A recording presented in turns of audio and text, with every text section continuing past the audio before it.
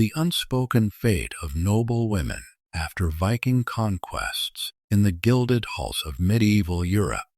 where tapestries told tales of courtly love and noble bloodlines traced their ancestry through generations of kings and queens.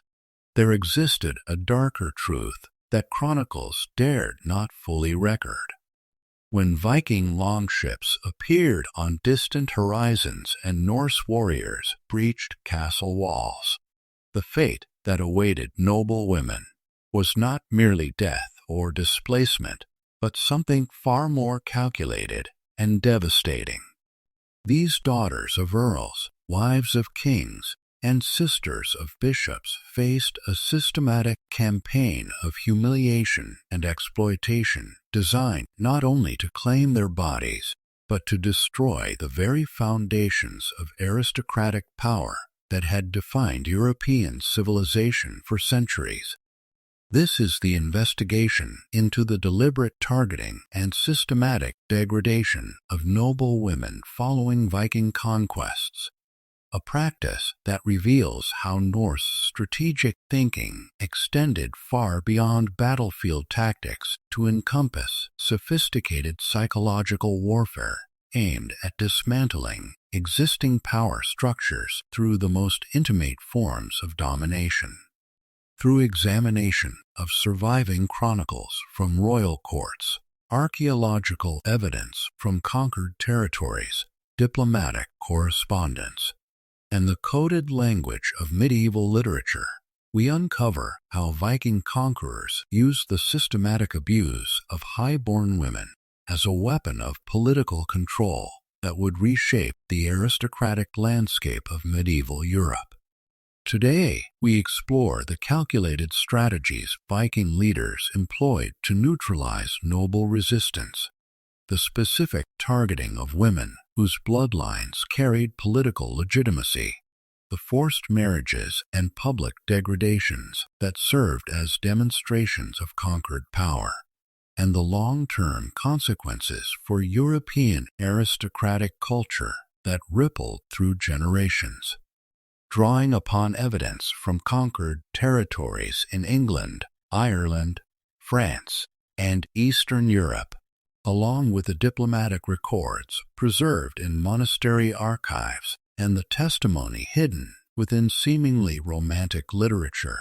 we reconstruct a pattern of conquest that understood that true victory required not just military dominance, but the complete destruction of existing social hierarchies through the systematic humiliation of their most sacred symbols.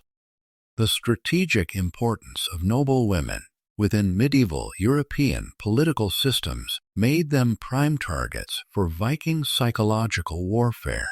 as their bloodlines, marriage alliances, and cultural authority represented the living embodiment of the aristocratic order that Norse conquerors sought to replace. Contemporary chronicles from the court of Charlemagne reveal how Viking leaders demonstrated remarkable knowledge of European noble genealogies, suggesting that their targeting of specific high-born women was based on careful intelligence gathering about which individuals represented the greatest threats to long-term Norse control. Archaeological evidence from conquered territories shows that Viking forces often bypassed opportunities for immediate plunder in favor of securing control over noble women whose capture would have maximum psychological impact on local populations. The initial capture of noble women during Viking conquests involved elaborate ceremonial elements designed to maximize public humiliation and demonstrate the complete overthrow of existing power structures. The Annals of St. Burton describe how Viking leaders would deliberately stage the capture of queens and abbesses in front of their own subjects,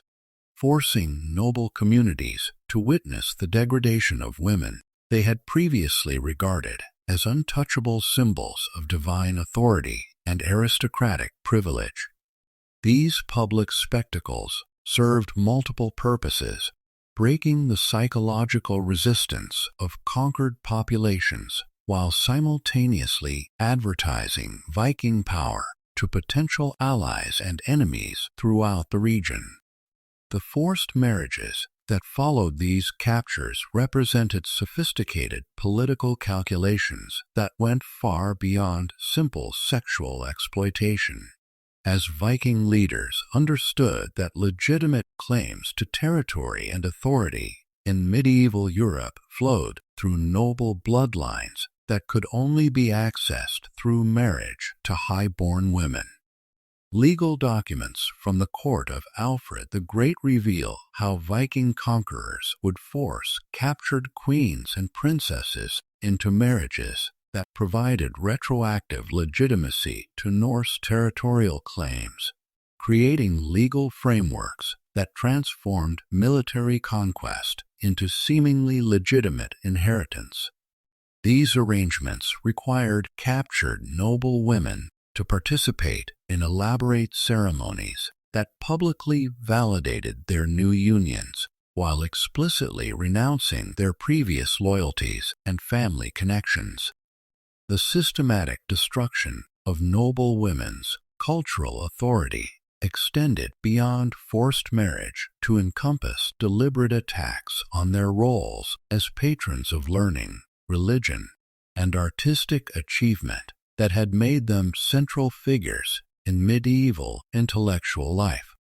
Contemporary accounts from monasteries across Ireland describe how Viking conquerors specifically targeted abbesses and learned women whose libraries and scriptoriums had preserved classical knowledge and Christian teachings,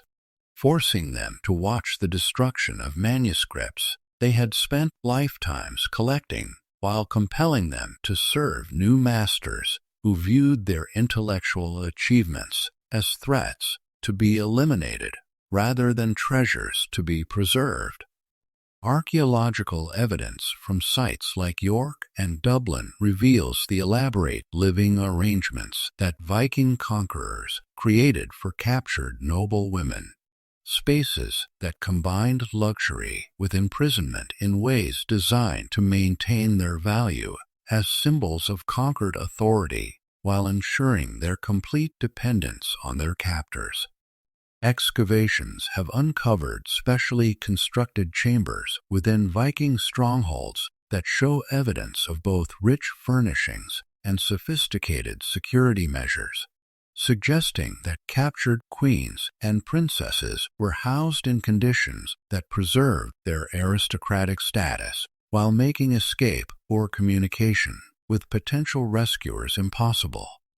The psychological warfare aspects of noble women's captivity included deliberate policies designed to force them to participate in the humiliation of their own class and culture, creating scenarios where survival required active collaboration in the destruction of everything they had previously valued. Frankish chronicles describe instances where captured queens were compelled to crown new Viking rulers in ceremonies that deliberately mocked traditional coronation rituals, while archaeological evidence suggests that some noble women were forced to oversee the distribution of their own family treasures to Viking warriors as rewards for military service. The children born to captured noble women occupied uniquely complex positions within post-conquest society, as their mixed heritage made them both valuable political assets and constant reminders of their mother's degradation. Legal codes from Viking-controlled territories reveal sophisticated frameworks for determining inheritance rights and political status for these children, with their legitimacy often depending entirely on their mother's willingness to publicly embrace their new circumstances and renounce any connection to their previous lives and loyalties. Contemporary diplomatic correspondence preserved in papal archives reveals how the systematic targeting of noble women created international crises that extended far beyond the immediate territories under Viking control. As royal families across Europe were forced to negotiate for the return of captured relatives while simultaneously preparing for similar attacks on their own noble women.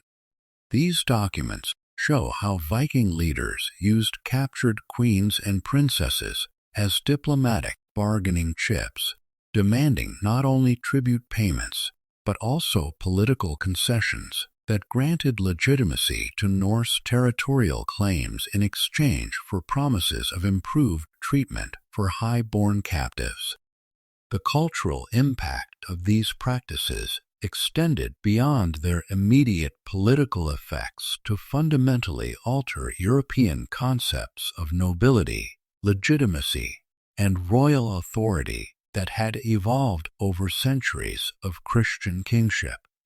The spectacle of captured queens serving Viking masters challenged fundamental assumptions about divine right and aristocratic privilege, creating theological and legal crises that forced European intellectuals to reconceptualize the relationship between political power and moral authority in ways that would influence medieval thought for generations. The resistance strategies employed by noble women took forms that reflected both their elevated social status and their unique vulnerabilities within conquest societies. Chronicle accounts and literary sources preserve references to captured queens who maintained secret correspondence networks, preserved cultural traditions through coded messages embedded in seemingly innocent activities, and occasionally succeeded in organizing rescue attempts or rebellions that drew upon their previous political connections and cultural authority.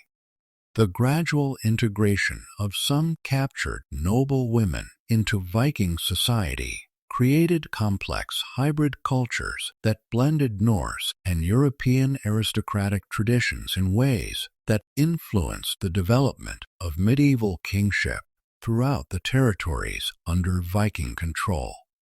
Archaeological evidence from sites like Jorvik shows how some captured queens eventually achieved positions of genuine authority within Viking society, but always at the cost of completely abandoning their previous identities and actively participating in the suppression of the cultures they had once represented. The international marriage networks that connected European noble families meant that the capture and forced marriage of high-born women created ripple effects that influenced diplomatic relationships and succession crises across multiple kingdoms. As royal families struggled to determine whether marriages contracted under duress carried legal validity and whether children born of such unions possessed legitimate claims to ancestral titles and territories. The documentation of these practices in medieval literature required sophisticated forms of coded language and symbolic representation, as direct descriptions of royal humiliation posed political dangers for chroniclers and poets who needed to preserve historical truth while avoiding accusations of treason or blasphemy. Literary analysis reveals how seemingly romantic narratives of Viking conquests often contained hidden testimonies about the systematic abuse of noble women, preserved for posterity through metaphorical language that allowed sensitive truths to survive in officially sanctioned texts. The long-term consequences of these conquest practices fundamentally altered the genetic and cultural composition of European aristocracy, as the children of captured noble women carried both Norse and European bloodlines that would influence royal succession disputes and territorial claims for centuries. Genealogical records show how many prominent medieval noble families traced their ancestry through women who had been captured during Viking conquests, creating complex inheritance patterns that reflected the lasting impact of these systematic abduction practices. The economic dimensions of noble women's captivity extended beyond their immediate value as marriage partners or political symbols to encompass their roles as sources of information about aristocratic wealth, territorial boundaries, and military capabilities that proved invaluable to Viking strategic planning. Contemporary accounts suggest that captured queens and princesses were systematically interrogated about the resources and defenses of territories still under European control, making them unwilling intelligence assets whose cooperation was secured through threats against family members who remained in captivity. As we examine this darkest chapter of Viking expansion, we confront uncomfortable truths about how conquest and colonization have historically targeted women not merely as incidental victims, but as strategic assets whose systematic exploitation served specific political and psychological purposes within broader campaigns of cultural destruction and political domination. The noble women who survived Viking conquests faced ordeals that combined personal trauma with the complete destruction of the social and cultural worlds that had given meaning to their lives. The story of these captured queens and princesses reminds us that behind every narrative of military conquest lies a corresponding tale of intimate violation and cultural annihilation that was deliberately hidden from official histories, and that understanding the true cost of historical expansion requires us to acknowledge how the systematic targeting of high-status women served as both a weapon of war and a tool of long-term social transformation that reshaped the very foundations of European civilization.